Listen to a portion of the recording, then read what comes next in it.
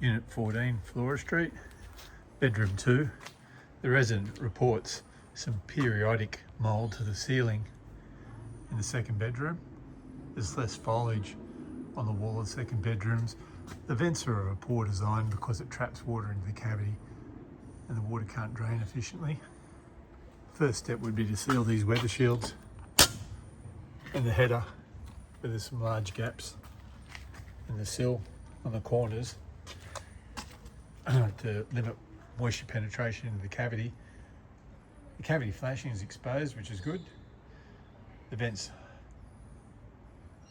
are not ideal because they partially block the cavity, but we could remove a vent, check the cavity and reinstate a brick and lift some weep holes. Those vents traditionally let water blow into the cavity in heavy wind driven rain and aren't ideal. So it would be best to replace those, check the cavity, leave some weep holes and replace them with bricks that closely match the original bricks, similar to the window above, which hasn't got those vents but it's got the weep holes. For some reason this lower level has the clay vents. This is the main problem, the main bedroom. The cavity flashing is exposed, which is good. It may be partially blocked and allowing moisture transfer between the outer and inner skin. We can remove the vent in this corner where the moisture profile is the highest in this corner. Check the cavity. And the main problem is that the brickwork to the bedroom extends behind this division wall between the two units, and you can see the moisture coming out along that horizontal line, leaching out from the wall. We need to remove some bricks in this corner and physically put a sheet membrane behind the wall to stop the moisture penetration. We can take the pavers up to the neighbour's balcony,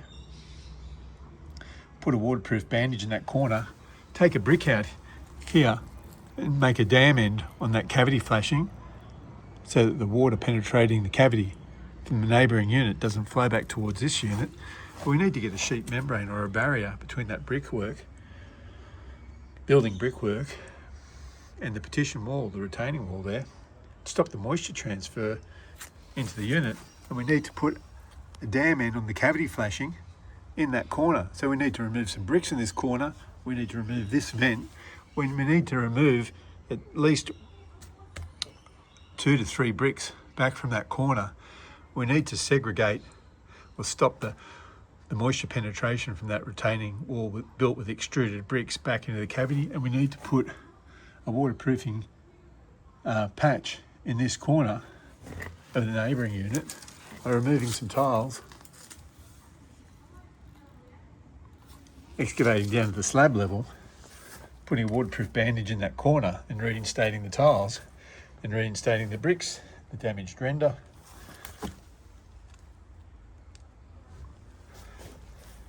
Put a waterproofing barrier, stop the moisture penetration from the wall into the building. A dam end on the cavity flashing in this corner and check the cavity for debris.